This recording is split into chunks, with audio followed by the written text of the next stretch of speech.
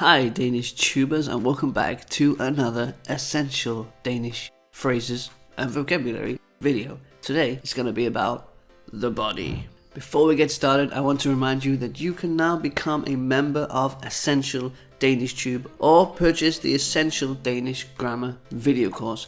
Go over to my website where you will find video courses, exercises, quizzes, webinars, live Q&As, ebooks and much, much more. Become a member of Essential DanishTube now to boost your Danish learning experience. Let's get into these beautiful words and phrases.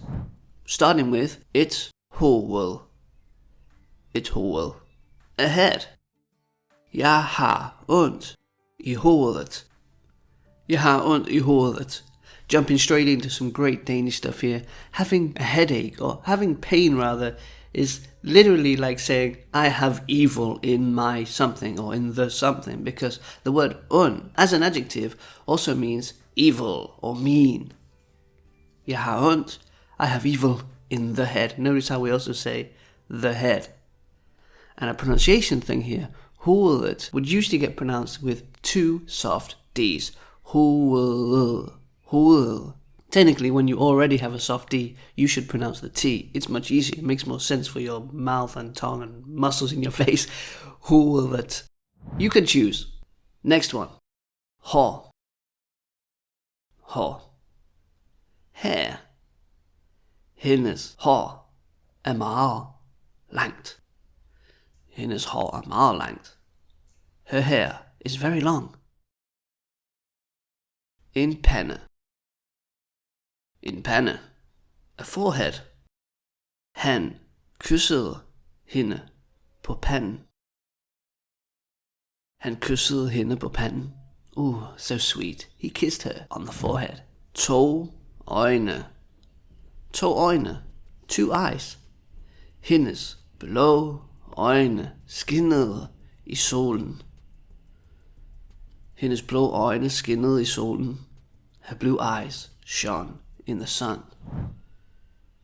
En næse. En næse. A nose. Min næse er stoppet. Min næse er stoppet. My nose is stuffed. Blocked. Ugh. It actually is a little bit. I wonder if you can hear it. En mund. En mund. A mouth. Han åbnede munden for at tale. Han åbnede munden for at tale. But she said shut up. Nah. He opened his mouth to speak. To ører. To ører. Two ears. Mine ører er kolde i den kolde vind. That makes a lot of sense. Mine ører er kolde i den kolde vind. My ears are cold in the chilly wind. En kæbe. En kæbe. A jaw. Han gaber og strækker kæben. Han gaber og strækker kæben. He's yawning and stretching his jaw. En hals. En hals. Hun bar en halskæde om halsen. Hun bar en halskæde om halsen. She wore a necklace around her neck. To skulder. To skulder. Han bar ansvaret på sine brede skuldre. Han bar ansvaret på sine brede skuldre. He carried the responsibility on his broad shoulders. That's a lot of responsibility. En ryg. En ryg. Min ryg gør ondt efter at have siddet i lang tid. Min ryg gør ondt efter at have siddet i lang tid.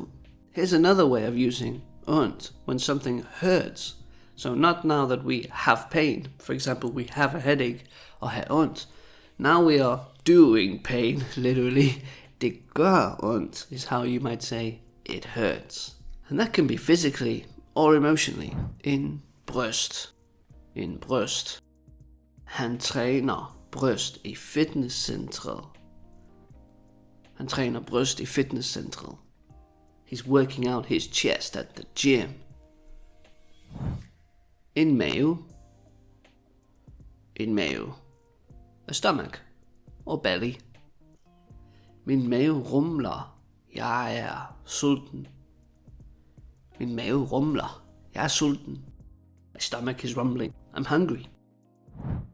En talje. En talje. Hun har en smal talje og brede hofter. Hun har en smal talje og brede hofter. She has a narrow waist and wide hips. Bonus word in this example. Hofter. Hips. To hofter. To baller. To baller. 2. Buttocks. Han træner for at få faste baller. Han træner for at få faste baller. Makes sense? He exercises to get firm buttocks. Who doesn't? 2 ben. 2 ben. 2 legs. Here's a good example of how this word is the same in single and in plural. It's ben. 2 ben. There's many of them in Danish. Hendes ben er trætte efter en lang gåtur. Hendes ben er trætte efter en lang gåtur. Her legs are tired after a long walk. 2 lår. 2 lår. 2 thighs. Cykling styrker musklerne i lårene. Cykling styrker musklerne i lårene. Yeah, that's true. Cycling strengthens the muscles in the thighs. 2 knæ. 2 knæ. Knees. 2 knees. Jeg har skrammer på mine knæ efter faldet. Jeg har skrammer på mine knæ efter faldet. Actually, if you check the dictionary, knæ can be written or said in 2 ways. In plural, that is. It can be knæ, the same again, just like with ben. Single and plural, the same. Or you can also say knæer. Knæer. Personally, I actually prefer to say knæer. It has a nice sound. Again, you choose. 2 skinneben. 2 skinneben. 2 shins. Fodboldspilleren fik et spark på skinnebenet. Au! Fodboldspilleren fik et spark på skinnebenet. The football player, got a kick on the shin. 2 fødder. 2 fødder. 2 feet. Hendes fødder er kolde i sneen. Hendes fødder er kolde i sneen. Her feet are cold in the snow. 2 tæer. 2 tæer. 2 toes. Han vrikker med tæerne i sandet. Han vrikker med tæerne i sandet. He's wiggling his toes in the sand. 2 arme. 2 arme. 2 arms. Han løftede armene i luften for at feje. Han løftede armene i luften for at feje. He raised his arms in the air to celebrate. 2 overarme. 2 overarme. 2 upper arms. Hendes overarme er stærke efter træningen.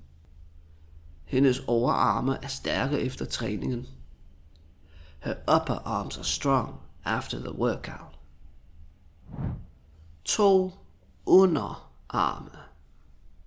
2 underarme. Han strammer underarmene for at vise musklerne. Han strammer underarmene for at vise musklerne.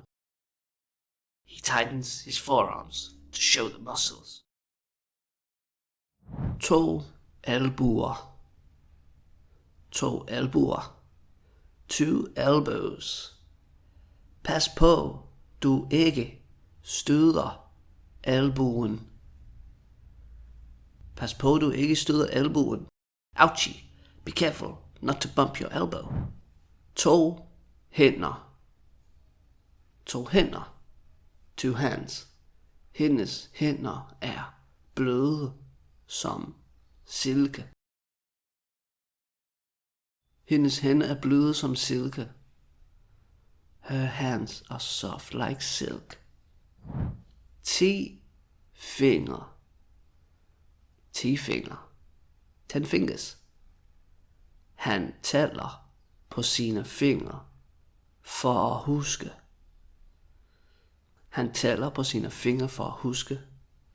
There you have it, Danish tubers. That was just a little introduction to the body. There's gonna be coming a part 2. I can sense it. There's much more we can delve into here. Remember, you can learn all these words, all this vocabulary, and much, much more by becoming an essential Danish tube member. Go over to my membership site to check out how you can boost your Danish learning in many, many ways. With video lessons, ebooks, interactive exercises, and much more, DanishTube is now an all-in-one platform for Danish learners.